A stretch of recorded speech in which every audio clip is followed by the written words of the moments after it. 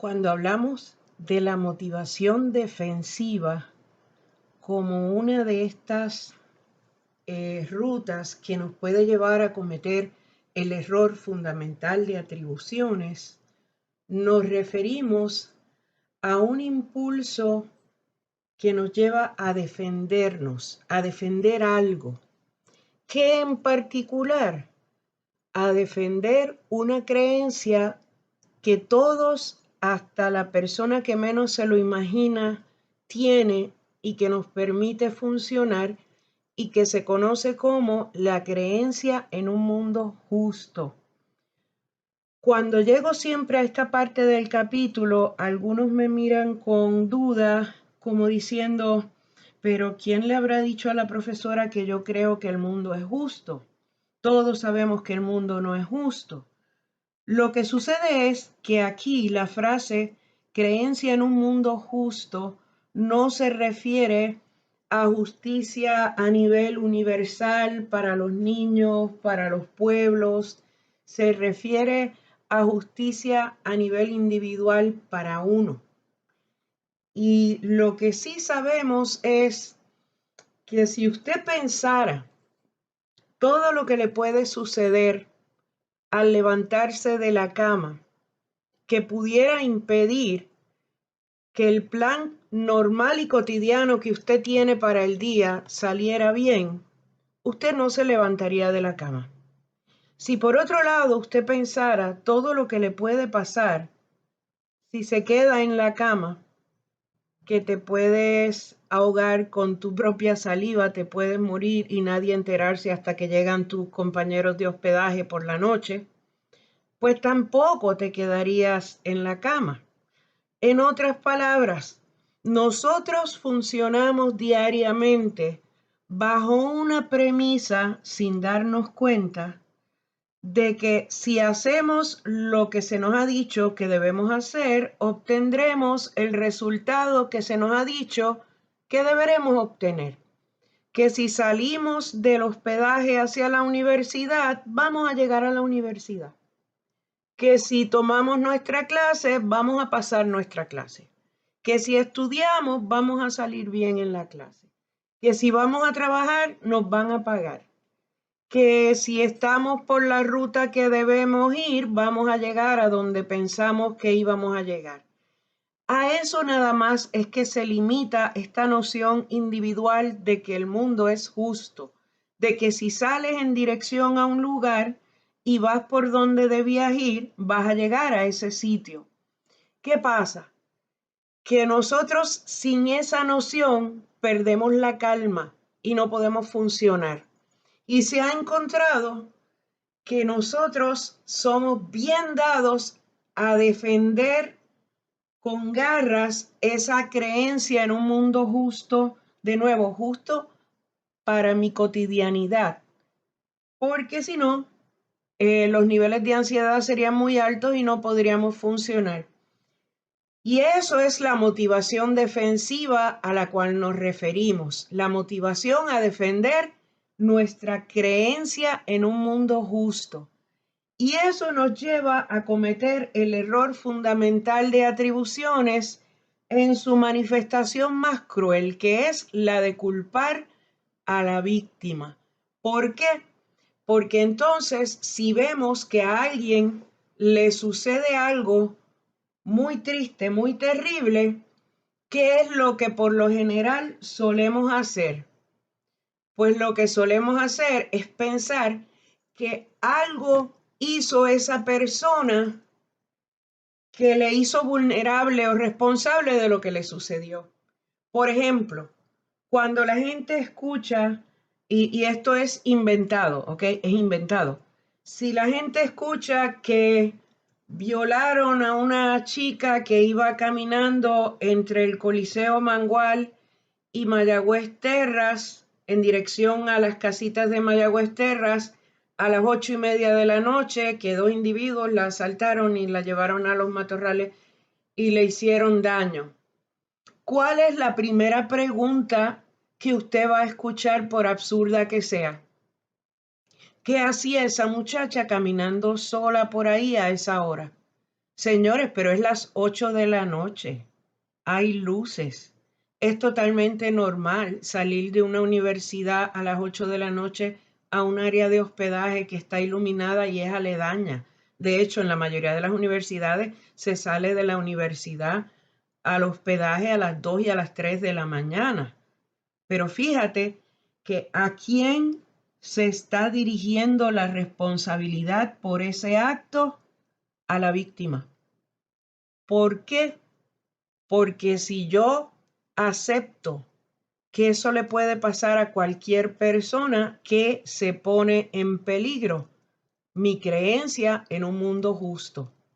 Peor aún, si yo fuera una chica de la misma edad que la víctima, o si yo fuera estudiante universitario, o si yo viviera en Mayagüez Terras. Lo que algunos pensarían que debería hacerme más empática hacia la víctima, lo que se ha encontrado es que va a aumentar mi necesidad de distanciarme de la víctima. ¿Para qué? Para mantener a salvo mi creencia en un mundo justo, mi noción de que a esa persona le pasó, pero a mí no me va a pasar. Yo no sé si a ustedes les ha sucedido que en su casa, cuando ustedes han tenido un accidente pequeño, es diferente a cuando tienen un accidente grande. Por ejemplo, si yo llamaba a mi casa y les decía, me chocaron el carro yendo a visitar a mi tía abuela, camino a Añasco, pero la persona se va a hacer responsable porque se pasó la luz roja, etcétera. Aun cuando se daba toda esa información, ¿cuál era la premisa? ¿Qué tenías tú que estar haciendo un miércoles yendo a visitar a tu tía abuela?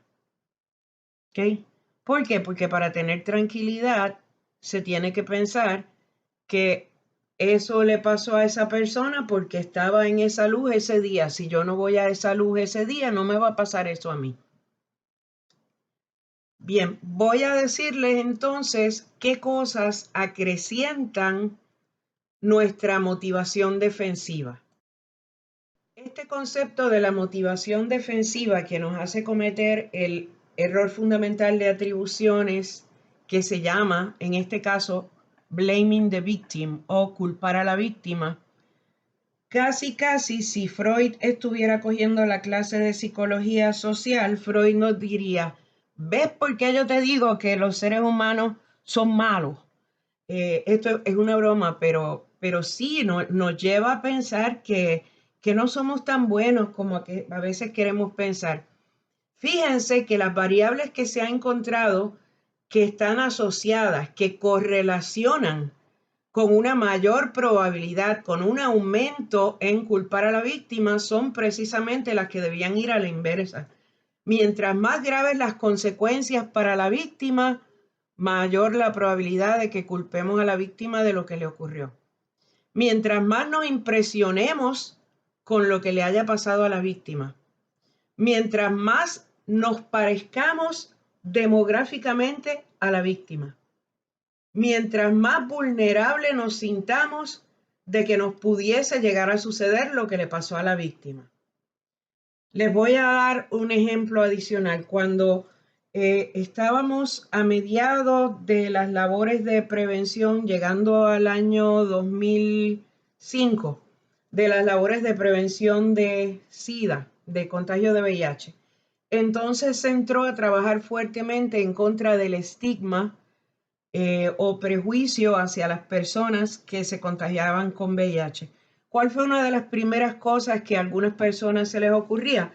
Bueno, para que las personas jóvenes acepten el mensaje de prevención, vamos a traerle paneles donde las personas que presenten su historia de cómo se contagiaron sean personas de sus mismas edades, gente joven, que se puedan identificar con ellos y que les narren cómo se contagiaron. Ajá, pues ¿saben qué?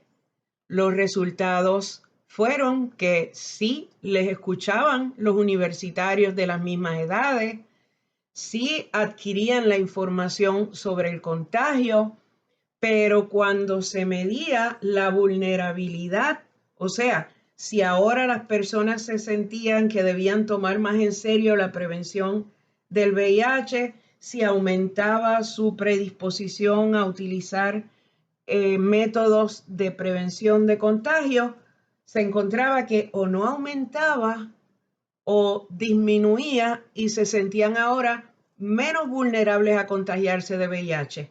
¿Por qué? Porque, por ejemplo, la historia de uno de los panelistas decía que se contagió en Nueva York y de ahí se pegaban algunas personas para decir, ah, no, pero es que yo no he vivido en Nueva York. Absurdo, pero así somos cuando se trata de motivación defensiva. Otros, ah, pero fíjate que la persona tiene una pantallita. Y si tiene una pantallita, a lo mejor la persona no lo dijo con claridad, pero se contagió con relaciones sexuales del mismo sexo y pues yo soy heterosexual, así que a mí eso no me va a pasar. O otro que dijo que se contagió porque intercambió jeringuillas. Pues yo nunca he contagiado, nunca he usado jeringuillas, a mí no me va a pasar. Pero obviaban los elementos principales, que son todo el que a corto o a largo plazo piense tener en algún momento relaciones sexuales, tiene que tener un plan de prevención de contagio de VIH. Aun si usted piensa tener relaciones sexuales de aquí a 20 años, tiene que tener un plan de prevención de VIH, porque la manera principal como se contagia el VIH no tiene que ver ni con quién tú eres, ni con tu religión, ni con tu identidad de género, tiene que ver con relaciones sexuales.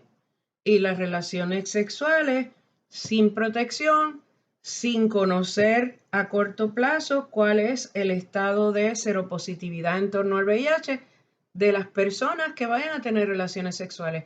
Eso es lo básico.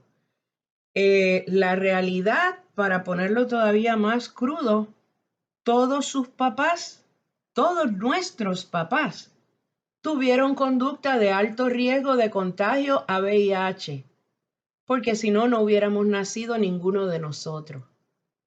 No nos gusta oírlo de esa forma, pero así es. Así que, ¿qué pasa? Que eso amenaza nuestra creencia en un mundo justo.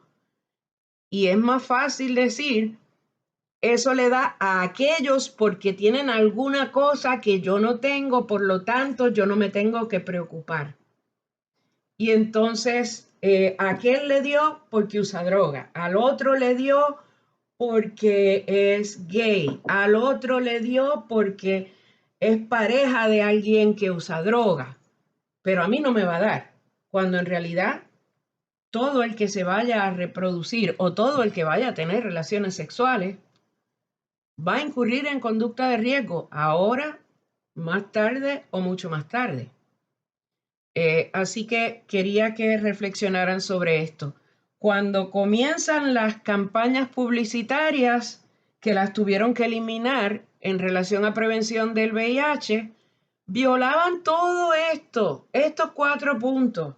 Una de las primeras campañas presentaba a uno de los primeros casos que fue un trabajador de una aerolínea que había sido, parecía un modelo de televisión, un hombre sumamente atractivo y te presentaban las fotografías de la persona antes de tener SIDA y luego en el anuncio te presentaban todo el deterioro físico de esta persona por tener SIDA y hasta la muerte de la persona. Las consecuencias eran graves porque se asociaba inmediatamente el VIH o el SIDA con muerte en esa época.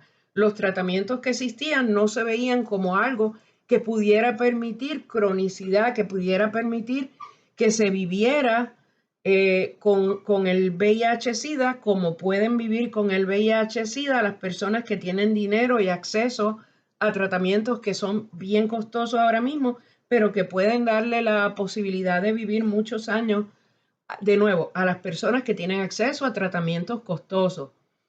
Obviamente, el punto número 1, ¿cuán graves se presentaban las consecuencias? Más grave que decirte que aunque seas joven, si tienes VIH o tienes SIDA, te ibas a morir. Ese era el mensaje. Pues ahí ya la gente empezaba a quererse apartar de los anuncios y de la información relacionada con VIH-Sida. Número 2, ¿cuánto impresionaba al observador la situación de la víctima? Pues mucho. En ese anuncio te presentaban una persona que casi había mutado para convertirse en un despojo en muy poco tiempo. Cuando hicieron la primera película que tocaba el tema, que se llevó Óscar, que se llamó Filadelfia, no se atrevieron a presentar lo que realmente era el Kaposi sarcoma o el cáncer de la piel. Pusieron a Tom Hanks con un pequeño moretón púrpura en el cuello. Realmente el cáncer en la piel que le daba a las personas con SIDA era una cosa devastadora. ¿Cuánto se parece el observador a la víctima? Pues trataban de convencer a la gente de que a cualquiera le podía dar, de que le podía dar a cualquier persona de cualquier edad, pues más te tratabas de alejar. Y cuarto, cuán vulnerable se sienta el observador a que le pueda suceder. Mientras más se insistía en que cualquier persona que tuviera relaciones sexuales podía contagiarse de VIH, tratándose de que las personas en esa época tenían relaciones sexuales con su pareja, pero no hablaban de las relaciones sexuales con su pareja, entonces se daba la combinación perfecta para culpar a la víctima y no aceptar el tomar medidas de prevención de VIH y SIDA. Esto ha cambiado y se ha aprendido de cómo no hacer campañas de prevención y cómo hacerlas para que fracasen. Bien, entonces discutimos 4 rutas que nos llevan al error fundamental de atribuciones. La última, una que es bastante delicada porque nos lleva a cometer el error fundamental de atribuciones en torno a víctimas y es un error fundamental de atribuciones que se conoce también como blaming the victim. Y hablamos ahí de distintos elementos que aumentan la probabilidad de que cometamos ese error fundamental de atribuciones en particular por motivación defensiva. Ahora hablamos de otras maneras bien rápidas de hacer atribuciones, volviendo al menú principal de lo que es este capítulo, que es cómo vamos adjudicando atributos, características, rasgos, disposiciones, esquemas a esa persona que estamos percibiendo. Y esto es lo que se conoce como cognitive heuristics. Lo traducimos como atajos cognoscitivos. Son muchos, son como 12. El libro les explica unos pocos. Los atajos cognoscitivos se refiere a maneras de hacer atribuciones con un mínimo de información disponible. Van a buscar los que les identifica esta edición del libro y yo les voy a explicar aquí, por ejemplo, el que se llama error de la tasa base es el que se conoce como base rate fallacy. Es el que van a encontrar explicado como base rate fallacy. El atajo de disponibilidad es el que se conoce como availability heuristic. Availability heuristic. Availability heuristic es cuando usted simplemente estima cuán probable es que haya sucedido un evento basado en cuán fácilmente le venga a su mente instancias de que ese evento haya sucedido antes con un tipo de explicación, con un tipo de atribución. Por ejemplo, suponga que estamos dando un examen y llega una persona 20 minutos tarde. Usted como profesor tiene que hacer una atribución en torno a esa tardanza. Si vas a asumir que se debe a algo de la persona, o sea, irresponsabilidad o algo así, o algo situacional o algo en torno a un estímulo. La persona te dice inmediatamente cuando llega al salón, profesora, disculpe, lo ocurrido es que cuando venía subiendo la cuesta detrás del edificio de ingeniería mecánica, la cuesta del Calvario, una bandada de palomas voló sobre mí y me bombardeó y tuve que virar a mi hospedaje a lavarme el pelo porque quedé bien ensuciada. Usted escucha esa explicación y si a usted cuando era estudiante en el recinto le llegó a suceder eso en algún momento, muy probablemente por disponibilidad, por atajo de disponibilidad, porque a usted fácilmente le va a venir a la mente instancias o ejemplos de que ese tipo de situación se da, pues probablemente usted no hace una atribución personal y hace una atribución a la situación, ok, la tardanza se debió a una situación que sí que sucede en el recinto. Ahora, si usted no ha visto que eso le pase a nadie en el recinto o a usted no le ha sucedido eso, es muy probable que usted adjudique esa tardanza a algún tipo de irresponsabilidad o atribución personal. Así que a eso se refiere el atajo de disponibilidad, cuán fácilmente nos vengan a la mente ejemplos de la situación que estamos observando y tomamos esas decisiones de forma bien rápida con un mínimo de información. Por eso cae en la lista de Cognitive Heuristics. El Base Rate Fallacy lo leen ustedes, al igual que los otros dos atajos que les discute su libro, que son bien sencillos. Asumimos ahora que hemos ido adjudicando características por todos los mecanismos que se han ido mencionando hasta ahora del capítulo. Y entonces ahora supongamos que hemos metido en esa carpeta que estamos creando para la otra persona 40, 50 características, prácticamente sin darnos cuenta. Pero no nos quedamos ahí. Nosotros hacemos una combinación general de esas características para llegar a la conclusión de si en términos generales esa persona nos parece ok o no nos parece ok. Si en términos generales nos cae bien o nos cae mal. ¿Cómo combinamos la información sobre esos atributos que hemos adjudicado para formar lo que se llama entonces nuestra impresión acerca del otro, que es esa generalización que hacemos de los atributos que le hemos adjudicado al otro? Pues una de las primeras cosas que se consideró fue si era haciendo un modelo de sumación simple o si era un modelo de promedio.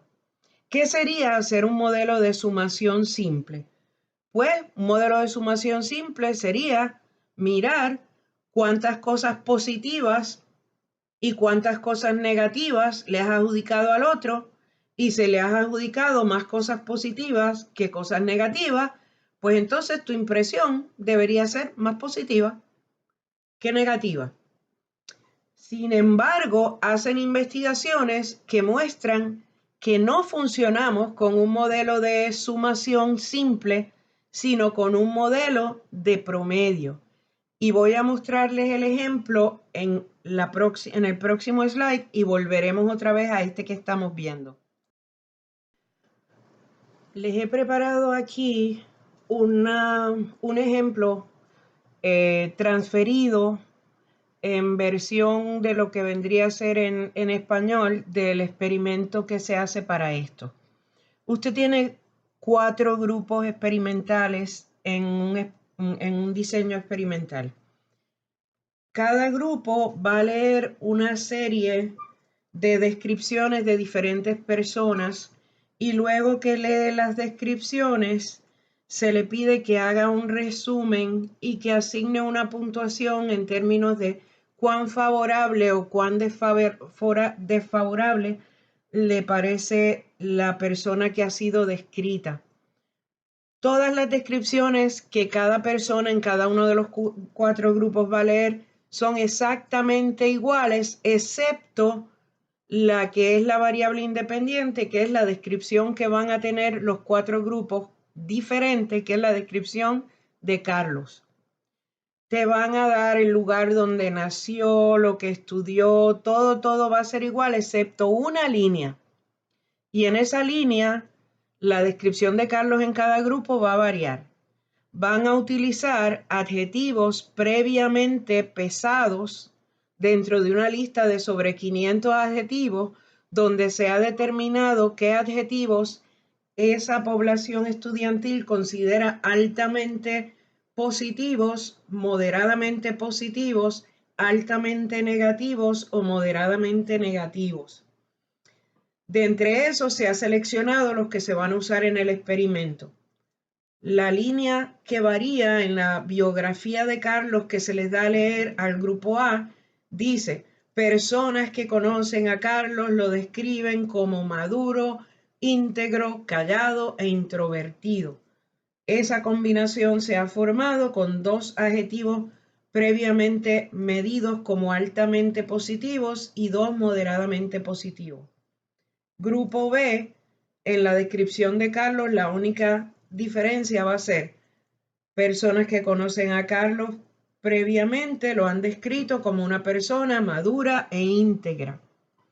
Grupo C, personas que conocen a Carlos lo han descrito como una persona inmadura, manipulador, fiestero y paquetero, y previamente se ha medido que esos primeros dos son altamente negativos y los otros dos, para esa población en particular, moderadamente negativos. Y por último, el grupo D, Carlos ha sido descrito como persona inmadura y manipuladora. Cuando se mira qué tipo de impresión se forman los que leyeron esa descripción de Carlos para ver quiénes se formaron la impresión más positiva y quiénes se formaron la impresión más negativa, si el modelo que se siguiera para formar una impresión fuese uno de sumación sencilla, ¿quiénes deberían haberse formado la impresión más favorable de Carlos? Pues si fuera un sistema de sumación sencilla, serían los del grupo A. ¿Por qué razón?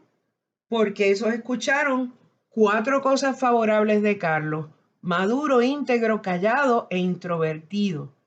¿Y quiénes deberían formarse la impresión más negativa de Carlos? Los del grupo C, porque ellos recibieron 4 atributos negativos de Carlos: inmaduro, manipulador, fiestero, paquetero. Sin embargo, los datos, cuando se ha replicado infinidad de veces este experimento, lo que nos dicen es que no es tan sencillo, que nosotros no formamos la impresión con un modelo de sumación simple, que en lugar de eso, lo que sigue nuestra mente es un modelo de promedio a la hora de combinar esos atributos. Y en ese modelo de promedio, los atributos o los rasgos de peso moderado lo que hacen es diluir el peso de los atributos altamente favorables o altamente desfavorables. Por lo tanto, quienes evaluaron más favorablemente a Carlos fueron los del grupo B, y quienes evaluaron más desfavorablemente a Carlos fueron los del grupo D. Suponga que le ponemos número, suponga que maduro tiene un valor de 5, íntegro tiene un valor de 5, que callado tiene un valor de 3 y que introvertido tiene un valor de 3. A la hora de combinar, lo que encontramos es que los que tienen arriba 5 más 5, 10 más 6, 16 entre 4 nos da 16 entre 4 nos da 4. Sin embargo, cuando vemos el segundo caso, 5 más 5, 5 de maduro, 5 de íntegro, entre 2 nos da 5. Por lo tanto, los atributos moderadamente favorables se ha encontrado que lo que hacen es diluir el peso de los atributos altamente favorables. ¿Está bien? Ok. Para concluir con el modelo de promedio, les debo comentar que una de las áreas en las cuales es bien útil saber que formamos impresiones de esa manera es cuando uno va a trabajar o va a solicitar cartas de recomendación. Una carta de recomendación, a veces la gente piensa que mientras más larga, mejor. Al contrario, la recomendación es que si hay cosas bien fuertes que se pueden decir acerca del candidato, se digan esas cosas bien fuertes y entonces se explique por qué el que está haciendo la carta de recomendación entiende que el candidato tiene esas cualidades bien fuertes, bien sólidas. Proveer evidencia de que el candidato tiene esas cualidades bien sólidas, en lugar de empezar a llenar la carta con relleno o con cosas moderadamente favorables, como por ejemplo, uno escribir en una carta, el estudiante fue la nota más alta en la clase de psicología social, donde suelen haber tantas AE. Y entonces, en lugar de hablar sobre el tipo de trabajo que hizo el estudiante para hacer la nota más alta y documentar por qué fue la nota más alta, si uno entonces rellena la carta con y asistía a clase y compraba el libro y hacía preguntas eh, y llegaba puntual. Todas esas cosas moderadamente positivas lo que van a hacer es restarle peso a lo altamente positivo que se dijo y el mensaje que van a dar es, en términos generales, el profesor no conoce bien a la persona y está usando relleno. En términos de psicología social cognitiva, lo que se nos va a decir es, en términos de peso numérico cognitivo, le quita mérito a lo verdaderamente altamente positivo que se puso acerca de la persona. Recomendación para ustedes cuando vayan a pedir una carta de recomendación. Si usted sabe que hay algo que es lo más favorable que a usted le gustaría que quien le va a hacer la carta desarrollara, sugiéraselo. Si usted tiene por el otro lado algo que es negativo, por ejemplo, que en su récord inevitablemente se va a ver que usted repitió cierta clase 2 veces o que no tomó el currículo en el orden que era o que una clase importante la tiene con un PAS, entonces ahí, ¿qué hemos aprendido que se debe hacer para que algo que resulta altamente negativo pierda peso? Añadirle cosas moderadamente negativas o moderadamente positivas que diluyan el peso de los atributos que son altamente notables. Entonces se pone, la persona tuvo una experiencia académica que no fue exitosa cuando tomó el curso tal. Sin embargo, el libro de texto que se utiliza está escrito en un nivel de inglés para angloparlantes y sabemos que el estudiante no tiene un dominio superior del idioma inglés, aunque puede hacer buenos trabajos escritos, lo que sea, y se va rellenando con algunas cosas moderadamente negativas que le quitan peso a eso altamente negativo que pueda desmerecerle en la carta de recomendación. Dos áreas más que afectan la formación de la impresión son las características de la información en sí que vamos a estar combinando y las características del que percibe, del que está formando la impresión. En características de la información que estamos combinando, hay un elemento clave que se conoce como el efecto de lo primero o primacy effect. Primacy effect. Se traduce como modelo de primacía o efecto de lo primero. En inglés lo van a ver como primacy effect. ¿A qué se refiere? A algo que por intuición sus abuelitos y sus madrinas siempre le han dicho, que la primera impresión es lo que cuenta. Pues la investigación en psicología social ha demostrado que eso se acerca bastante a la realidad, ese proverbio, aunque no es exacto. Los abuelitos y los papás nos dicen la primera impresión es lo que cuenta.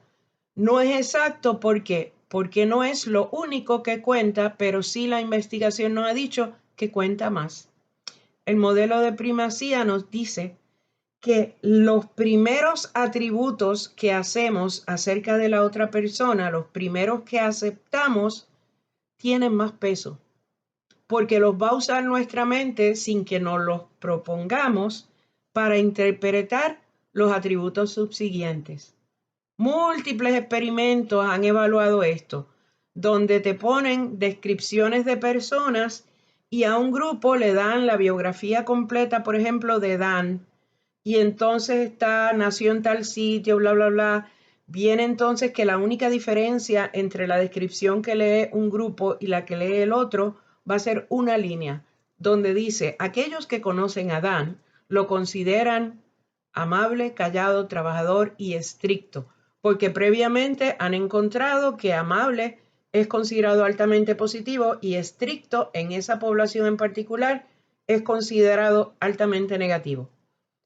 Y entonces al otro grupo, fíjate que son exactamente los mismos 4 atributos, los mismos 4, solamente que ahora el negativo es el primero y el positivo es el último. ¿Y sabrán qué? Que dependiendo cuál leíste primero, el resultado de la formación de impresión resultaba más positiva o más negativa. Ese es el efecto de primacía o el modelo de primacía o el primacy effect. Lo primero que tú le endilgaste, los primeros atributos que le endilgaste a esa persona van a afectar más que lo último porque los vas a usar para interpretar la información subsiguiente que vas recibiendo y hasta a veces para rechazar información que pudieras recibir sobre esa persona. Es amable y después oyes que es callado. Bueno, sí es callado porque es amable, pero entonces los del segundo grupo es callado porque es estricto y vas a usar esas primeras disposiciones para interpretar lo demás. Cuando hablamos entonces de las características de la persona que percibe como otro elemento que afecta la formación de esa impresión general, luego de que hemos adjudicado una serie de atributos, disposiciones, rasgos, esquemas al otro, entonces tenemos 2 elementos que considerar. Uno se llama priming y ese no quiero que lo traten de traducir, lo vamos a seguir llamando priming porque cuando hemos tratado de traducirlo, entonces empiezan a confundirlo con lo que discutimos, que es una característica de la información, que es el efecto de primacía o el modelo de lo primero, el efecto de lo previo. Así que vamos a dejar lo que es característica de la información, que lo discutimos hace un momento, como primacy effect, que es el modelo de lo primero o el efecto de lo previo, la primera información que tú adjudicas acerca del sujeto, afectando más la formación de impresión que la información subsiguiente. Vamos a dejar eso así, pero entonces priming no la vamos a tocar, vamos a dejarlo, vamos a usarlo en inglés. Priming como priming. Priming se refiere a aquellas ideas que hayan estado en la mente de la persona hasta justo antes del momento en que la persona se ve en la necesidad de formarse la impresión acerca del otro. Lo que sea que la persona tiene en la mente en el momento que se tiene que formar la impresión de esa otra persona. Por ejemplo, si la persona estaba viendo una película sumamente triste que hablaba de la maldad en el universo y de cómo grupos de jóvenes atacaban a jóvenes y le hacían bullying. Y ahora sale de ahí directamente a evaluar unos resúmenes para ver si entrevista a unos jóvenes para un programa y le preguntan, ¿qué te parecen los candidatos que tienes?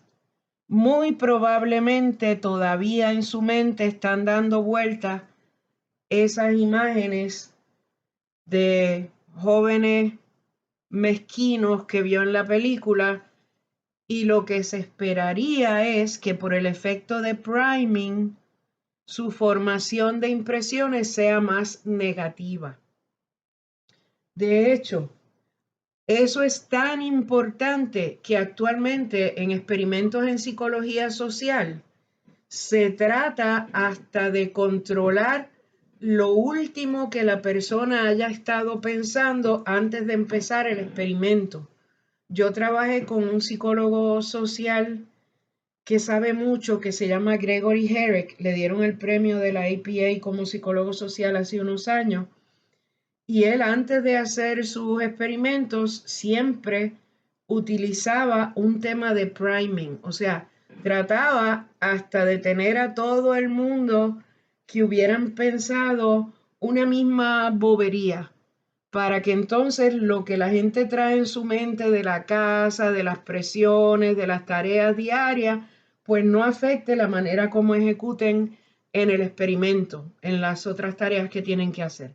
Así que priming se refiere a la manera como lo que sea que tiene la persona que está percibiendo al otro en la mente al momento de tener que formarse la impresión puede afectar el resultado de la impresión que se forma, esa combinación que hace. En cuanto a estado de ánimo, hay infinidad de experimentos que muestran que cuando estamos de mejor humor, somos más positivos en la formación de impresiones. Eso casi los niños chiquitos por naturaleza lo saben. Ellos saben que si los papás están de mal humor, no es el momento de irles a pedir un permiso para un dulce adicional o un rato más antes de acostarse a dormir. Y los adolescentes y los jóvenes saben que si van a pedir chavos adicionales, no los van a ir a pedir cuando los papás acaban de concluir una discusión o un mal rato con el hermano o con la pareja. Así que eso casi por intuición uno lo va aprendiendo durante la vida. Pero sepan que hay experimentos controlados que confirman que es así, que la impresión que uno se forma de ese perfecto desconocido al cual le hemos ido adjudicando características resulta ser bien diferente si uno está de mejor humor que si uno está de mal humor. Y los seres humanos somos interesantísimos. O sea, a nosotros nos gusta pensar que somos racionales y nos gusta pensar que aquello que creemos tiene alguna base y que lo verificamos. Y entonces hay una categoría adicional dentro de la formación de impresiones en torno a la otra persona, y es que nosotros creemos que confirmamos las impresiones que nos formamos de ese perfecto desconocido al que le adjudicamos características, luego las combinamos y creamos una impresión, y pues somos tan tártaros que creemos que confirmamos la impresión. Pero en esta categoría de qué hacemos para confirmar la impresión, lo que tenemos son dos errores que cometemos de confirmación de impresión. Número uno, hacemos lo que se conoce como preguntas erróneas de confirmación de impresión. Esto se refiere a que una vez nosotros nos hemos formado una impresión de alguien, si tenemos la oportunidad de verificar esa impresión, por lo general lo que hacemos son preguntas que solamente nos van a dar la información que ya teníamos y que teníamos más sólida.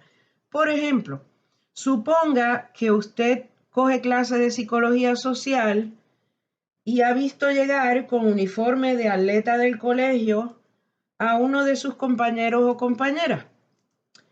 Nunca han hablado, pero ha llegado con el bultito de atleta del colegio y el uniforme de atleta del colegio. Y entonces hoy te toca hacer la fila para sacar dinero de la ATH.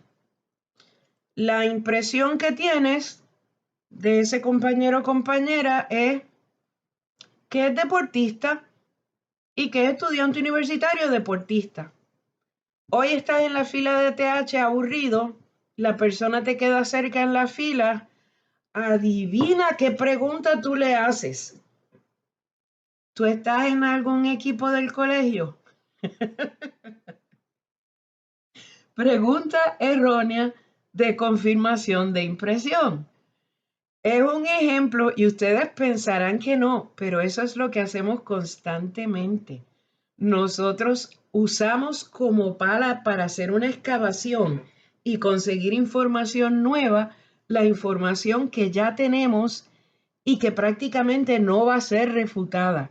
Así que por eso se le llama preguntas erróneas de confirmación. Lo otro que se considera un error de confirmación de impresión, y ustedes lo van a ver surgir y resurgir en cualquier curso de psicología aplicada que usted tome, sea un curso de psicología de la publicidad, psicología industrial, psicología escolar, psicología de la religión, psicología de las relaciones interpersonales. Es el concepto que se conoce como profecía autorrealizable y en inglés se conoce self-fulfilling prophecy. Si hubiera leyes en cuanto a conducta humana, eso sería una ley. Se ha confirmado, se ha investigado en tantas y tantas áreas de conducta humana, hasta en áreas de desarrollo, de estilos de crianza, que ustedes no tienen idea. El proceso de self-fulfilling prophecy o profecía autorrealizable a lo que se refiere es a un proceso en 3 pasos en el cual todo comienza con que usted tiene una impresión acerca de otra persona que le lleva a tener unas expectativas en torno a la conducta de la otra persona. Paso número 2. Usted se conduce entonces hacia esa otra persona de acuerdo a lo que usted espera de esa otra persona. Paso número 3. Entonces esa persona no le queda de otra que comportarse hacia usted tal y como usted esperaba. Por ejemplo, hay investigaciones en psicología educativa, psicología escolar, que han visto cómo a la entrada de salones de primer grado, si se para a la maestra de kinder y mientras van entrando los nenes a primer grado, le va diciendo a la maestra de primero, mira, ese gordito que va entrando ahí, eso es piedra impenetrable. Cuando hace preguntas, todos los demás del grupo se pierden porque ni uno entiende lo que está preguntando. Aquel otro que ves entrando por ahí, aquel es bien inteligente, es hermanito, ¿te acuerdas de uno que ya está en sexto, que se llevó todos los premios? Ese es bien inteligente. Aquel otro que está allá, cuando pregunta no se entiende nada tampoco. Se siembran unas impresiones y han encontrado que por bueno que sean los maestros, por más educados que estén acerca de las profecías autorrealizables y su impacto nefasto en los salones de clase, aún sin querer, cuando la persona que ellos esperan que al hacer una pregunta todos los demás se pierdan, levanta la mano, le dicen, espérate un segundito, déjame terminar esta explicación y ya mismo voy contigo. Mientras que cuando el que es bien listo levanta la mano, inmediatamente interrumpen lo que están haciendo y le dicen, sí, dime, ¿qué duda tienes? ¿Qué pasa? Que de aquí a que vuelves, donde aquel que le dijiste que esperara, ya que él ni se acuerda que era lo que te iba a preguntar. Así que cuando nosotros esperamos algo malo de alguien, la recomendación es compórtate como si esperaras lo mejor de esa persona, no lo peor, para que si en efecto te da lo peor, no sea en gran medida porque tú le llevaste a eso. Si tú, por ejemplo, esperas que un niño se comporte terrible y se lo recuerdas constantemente, la persona no se va a poner a decirte, no, ¿por qué tú dices eso? Si a mí me encanta obedecer, si yo soy feliz portándome bien. No, tú le convences de que el niño es terrible y el niño se va a portar terrible porque tú se lo estás diciendo. Si usted, por ejemplo, recuerdo en una ocasión en mis primeros años en el colegio, un estudiante toca a la puerta en mi hora de oficina y cuando abro me dice, profesora, yo sé que ningún profesor en su sano juicio aceptaría la excusa que yo le voy a dar. Pues ya me está poniendo en 3 y 2, porque me está diciendo que si yo acepto lo que me va a decir, me va a tildar de loca.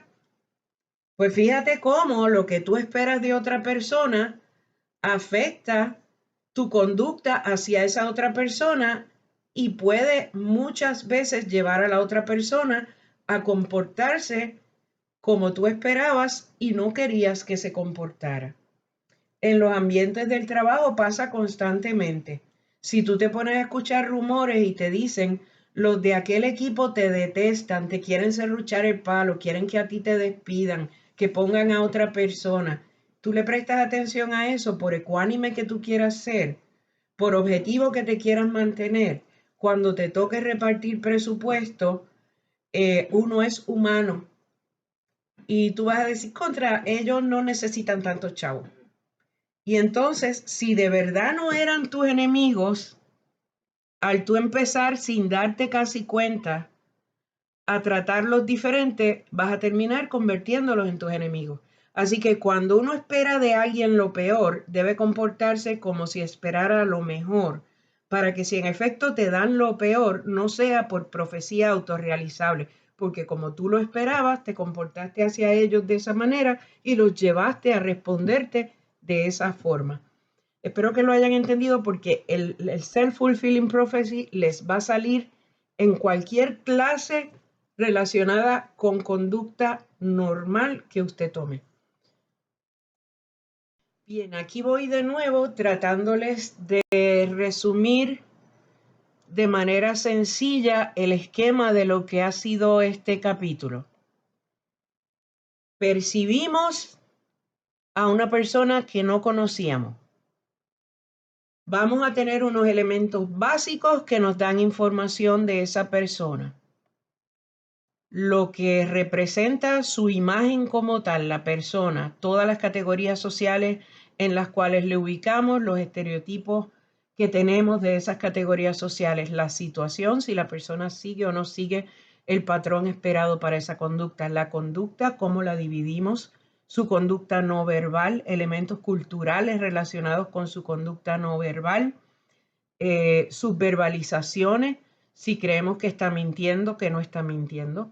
Vamos adjudicándole atributos de esa manera. También a través de los distintos mecanismos que nos llevan a cometer el error fundamental de atribuciones, que vimos que son 4. También le seguimos adjudicando atributos a través de atajos cognoscitivos. Una vez le hemos ido endilgando, adjudicando diferentes atributos, entonces procedemos a formarnos una impresión. La impresión la formamos con un modelo de promedio, no de sumación simple, y entonces va a haber unas características de la información donde entra el modelo de lo previo o el primacy effect, donde la primera información que adjudicamos tiene más peso que la subsiguiente y donde entra también características del que percibe y ahí entra lo que sea que estaba en la mente de la persona justo antes de formarse la impresión y el estado de ánimo en que estaba la persona. Una vez nos hemos formado una impresión general con la cual resumimos lo que pensamos de esa otra persona persona que hemos estado percibiendo, entonces creemos que confirmamos la impresión, pero lo que hacemos para confirmar la impresión son errores de confirmación, las preguntas erróneas de confirmación y el error fundamental de atribuciones. Con esto cerramos este capítulo y nos vamos encaminando a nuestra próxima clase, donde retomo el pedacito sobre autoestima que se me quedó pendiente del material del yo social. Gracias.